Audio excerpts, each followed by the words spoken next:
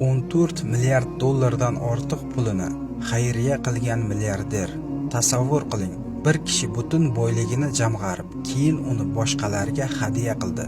Bu inson Sulaymon al-Rojihiy. U oddiy dehqon oilasidan chiqib, dunyoning eng boy insonlaridan biriga aylandi. U Saudiya Arabistonidagi eng yirik islom banklaridan biri Al-Rojihiy bank asoschilaridan bo'ldi va boyligi 16 milliard dollarga yetdi. Lekin u o'z boyligiga emas, xayriya qilishga oshiqdi. Hayotining oxiriga kelib 14 milliard dollardan ortiq pulini saxovat yo'liga sarfladi. U 6000 ta masjid qurdi. Minglab talabalarga bepul ta'lim berdi. Oila va ehtiyojmandlarga yordam jamg'armasini tashkil etdi. Halol tadbirkorlik rivoji uchun katta sarmoya kiritdi.